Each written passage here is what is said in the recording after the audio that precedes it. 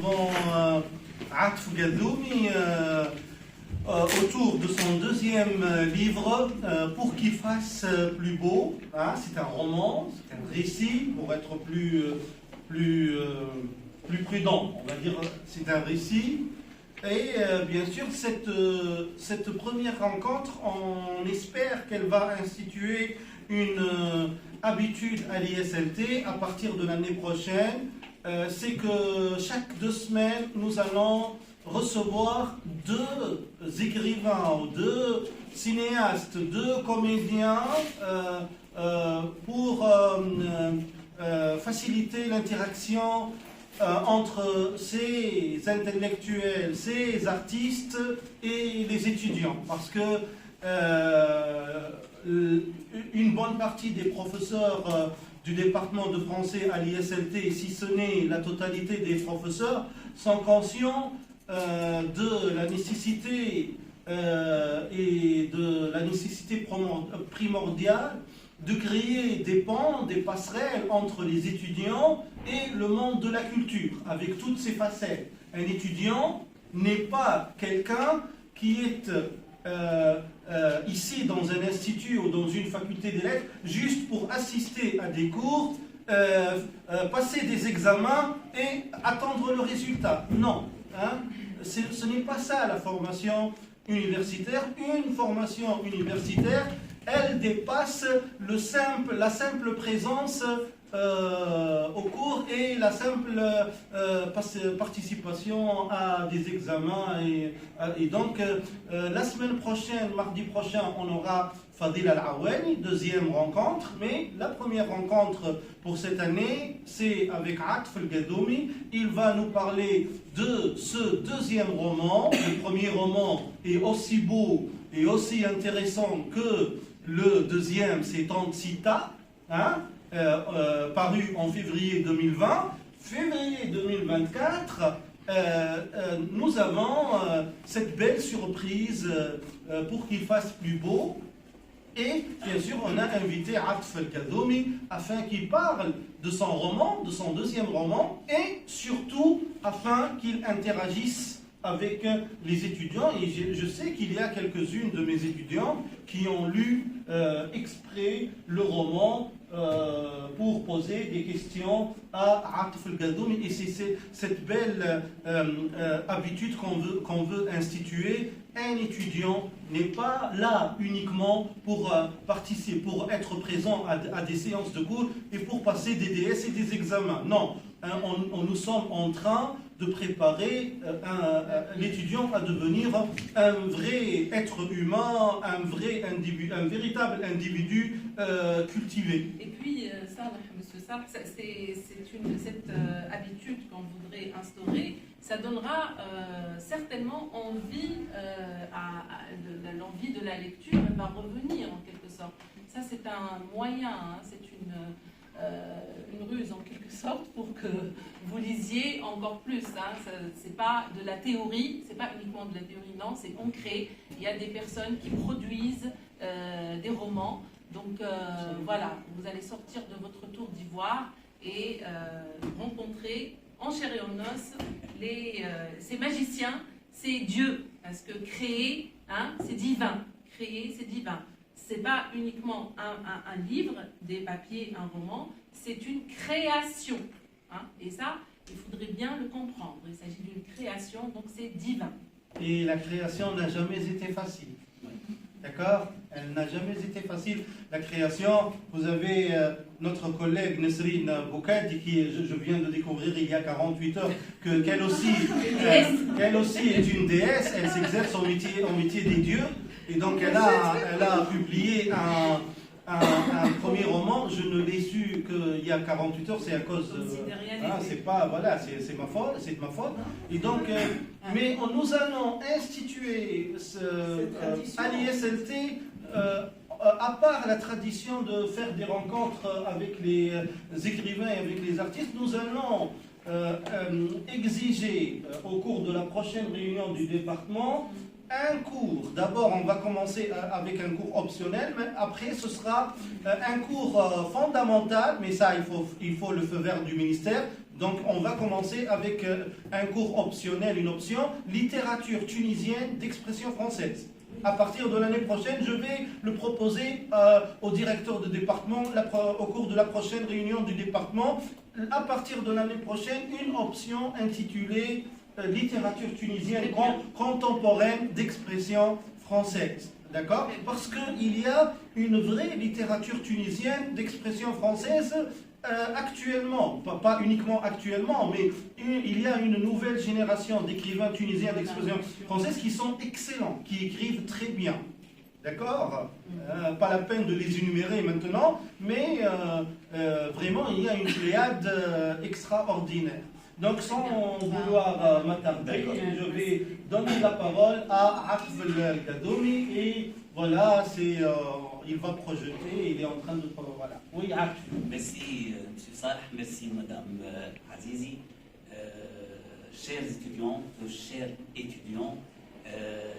suis ravi d'être parmi vous et même c'est un honneur de venir, pas chez vous, mais vers vous, accompagné de mon nouveau roman pour qu'il fasse plus beau. En trois temps. D'abord, je vous délivrerai le synopsis de l'histoire, mais sans la fin. Parce qu'un synopsis, c'est du début à la fin, c'est un résumé du début à la fin de l'histoire. Donc moi, je vais me contenter de ne pas vous révéler la fin de l'histoire. En second lieu, je vous parlerai de la trame narrative, c'est-à-dire le tissage narratif, comment est l'écriture narrative de ce texte. Et le troisième point, que j'ai intitulé lecture plurielle, cela veut dire le retour, le livre est paru il y a 2 mois, j'ai un petit retour sur le livre, et vous parlerai de quelques témoignages et de quelques réflexions autour de ce roman pour qu'il fasse plus beau. Pour qu'il fasse plus beau, justement, est sorti fin février 2024 et il est édité chez la belle maison d'édition Arabesque, que je salue toute l'équipe d'Arabesque. Monsieur Moussouf Chebi, le directeur, n'a pas pu venir pour des raisons professionnelles. Il est à la foire du livre. Le roman, pour qu'il fasse plus beau, je commence toujours de cette manière.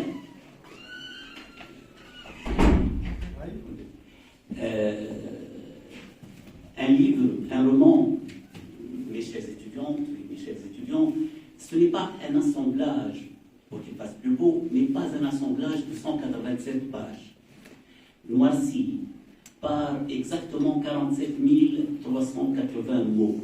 C'est toute une vie à l'intérieur que je vous invite à découvrir, des lieux à explorer, des personnages fictifs à côtoyer, à aimer, à haïr, ou les deux.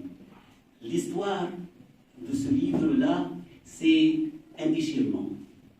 C'est une famille déchirée. Je vous dis que le vocable déchirement est d'une teneur modérée, parce que la vérité, c'est autre, c'est empire. Voilà. Alors, c'est une famille composée de 4 personnes qui vivent dans une misère, mais une misère totale. Et ce n'est pas seulement une misère économique, c'est aussi une misère émotionnelle. C'est le désamour qui est régnant dans cette famille. Les 4 personnes qui la composent entretiennent des relations houleuses, des rapports conflictuels. Cette famille vit au sommet d'une montagne, quelque part au nord-ouest de notre pays, la Tunisie. Le père, M. Ibrahim, est berger.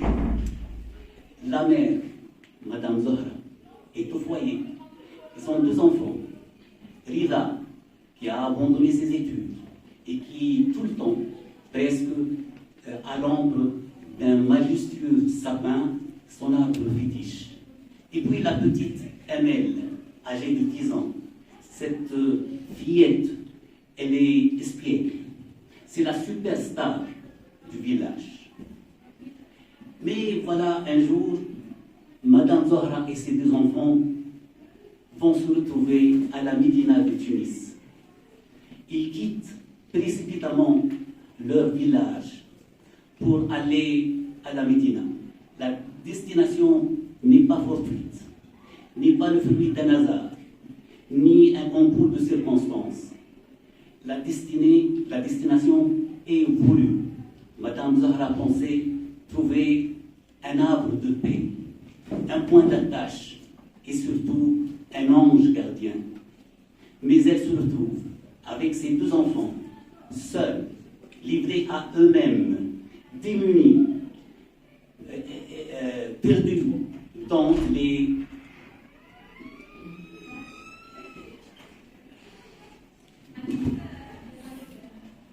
Et ces deux enfants sont perdus dans les méandres de la Médina et prisonniers de ces remparts.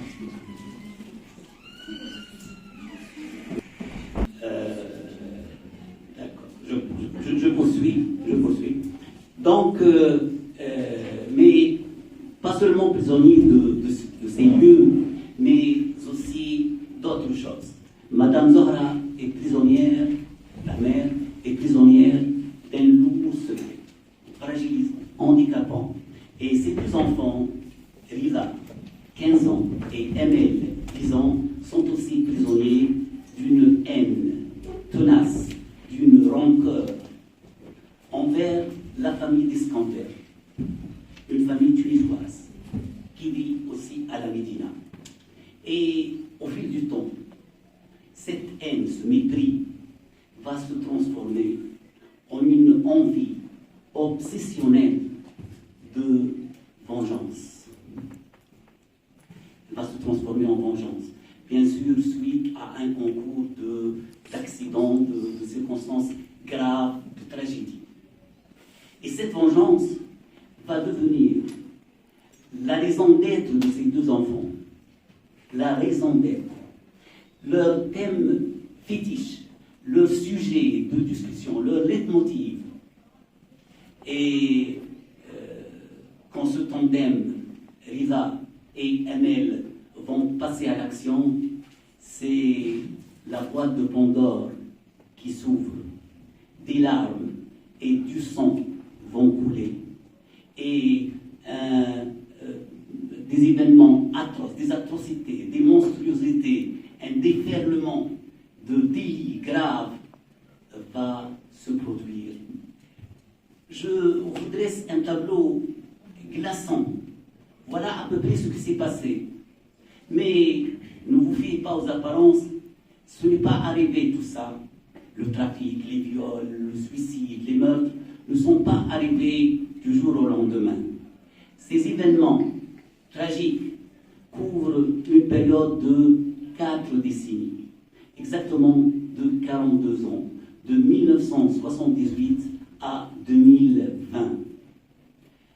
Ne tirez pas vite de conclusions hâtives, s'il vous plaît. Ce n'est pas seulement un thriller. Ne dites pas que c'est un thriller. C'est plus profond et je vais vous expliquer ça. Ces événements couvrent la scène, si vous voulez. C'est la toile de fond de ce roman. Et à chaque fois qu'un événement aussi atroce, la scène qui est devant vous s'assombrit davantage. S'assombrit à un point que ça devient toute noire. Cette noirceur, je vais l'expliquer dans cette présentation. Ça, c'est en ce qui concerne l'histoire. Ce n'est pas seulement un thriller, ce n'est pas seulement un polar, mais aussi d'autres choses que vous allez découvrir peu à peu. Je ne vous délivre pas toute l'histoire. Alors, je passe à le tissage narratif. Comment je peux raconter de telles atrocités? Comment je vais procéder? Eh bien, devant la spirale de violence, parce qu'il s'agit d'une spirale de violence, j'ai préféré que ma trame narrative aura la forme d'une spirale. Ce n'est pas une histoire linéaire. Ce n'est pas une histoire linéaire. Je ne peux pas écrire d'histoire linéaire avec de tels événements. C'est une spirale. Qu'est-ce qu'une spirale? En fait, une spirale, il y a un point focal. Et de ce point naissent des événements. Et puis, ces événements retournent au point focal. Mon point focal, le thème de l'histoire, le thème central de cette histoire, de ce roman, c'est la vengeance. Alors, les événements prennent naissance de cette envie de vengeance pour y revenir. L'histoire progresse de cette manière-là. À chaque fois, il y a un événement en rapport avec la vengeance, tout ce que vous avez vu, les meurtres, tout ça, alors prennent naissance en une origine. Leur origine, c'est la vengeance, et ces événements avancent comme ça. En fait, ces événements-là, ce n'est pas le narrateur qui les a créés. Ce sont des bribes de souvenirs, des personnages, des protagonistes de ce roman.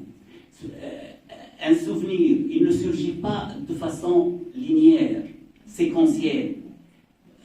C'est pourquoi cette histoire que M. Salah, dans ses notes de lecture, a précisé que ce sont des va-et-vient temporels.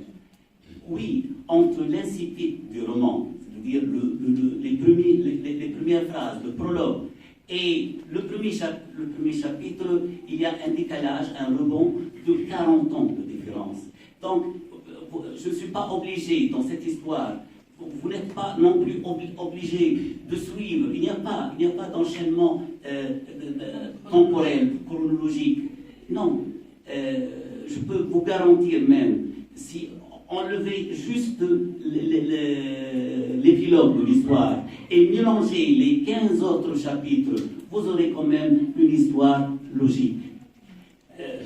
Vous pouvez la voir. D'accord?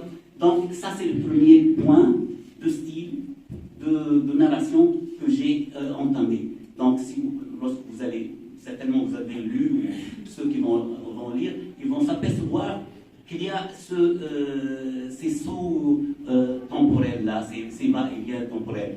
Je les explique par cette spirale de violence. Je réponds en écriture à la spirale de violence. Deuxième point de narration, c'est le jeu. Il y a un jeu. M. Salah Ghani a décodé ce jeu. Moi, je m'adresse à des lectrices et des lecteurs. Je m'adresse exactement à votre intelligence.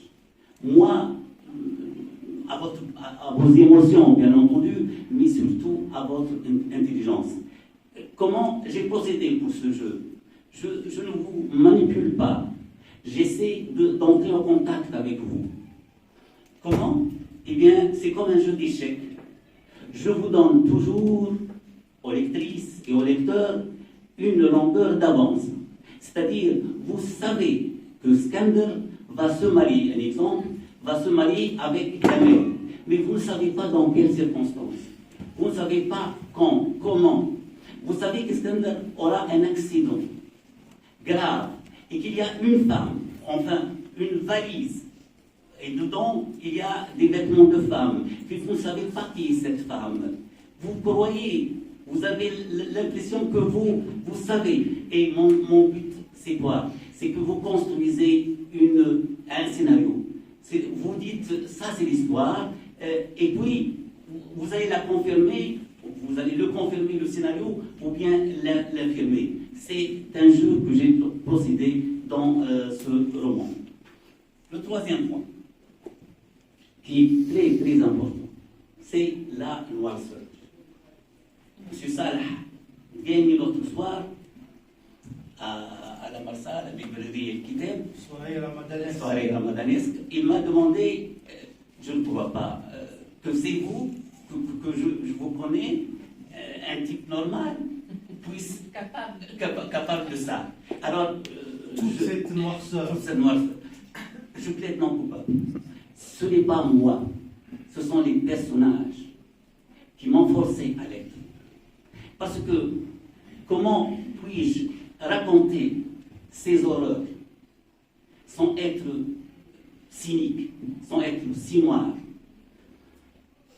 Amel, à l'âge de 16 ans, une brillantissime élève au lycée rue du Pacha, abandonne ses études pour aller travailler dans un magasin de vêtements comme vendeuse. Comment je peux raconter autrement cette histoire quand Amel, à 17 ans, se fait droguer et violer? Comment puis-je raconter cette histoire autrement quand Amel, de 17 ans à 25 ans, 8 années, elle accompagne sa vicieuse de patronne dans des soirées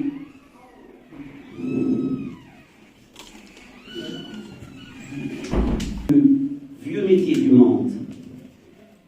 Comment puis-je raconter cette histoire autrement quand Lisa, son frère aîné, un coiffeur de talent, un artiste même, se fait virer de tous les salons de coiffure à cause de ces sortes d'humeur? C'est quelqu'un qui est malade, qui a un trouble de personnalité, qui est bipolaire. Comment écrire autrement cette histoire quand Rida, finalement, il a voulu s'engager dans l'armée nationale, l'armée de terre. Il se fait démobiliser quelques mois après parce qu'on a diagnostiqué justement sa bipolarité. Lui, Rida, il disait même défendre mon pays, on m'a enlevé même ce droit, ce pouvoir de défendre mon pays. Comment puis-je raconter cette histoire autrement quand la mère, Madame Zohra, a eu ses 2 enfants, Riva et Amel, suite à 2 viols? Ils n'ont pas de père, Riva et Amel. Brahim est leur parade, c'est le mari de leur mère seulement. Donc, cette noirceur-là, j'y étais obligé. Je ne peux pas défendre ces 2 enfants, ces 2 personnages, même si je ne cautionne pas leurs actes. Vous allez voir leurs actes. Je ne les cautionne pas. Mais la noirceur, le fond noir, c'est à cause de ça. Mais il y a un éclairci dans la scène. Il y a un bout de ciel bleu. Jusqu'à maintenant, on ne m'a pas parlé de ça. C'est Madame Douja, une femme, un personnage aimable, sympathique, empathique. C'est une femme excellente.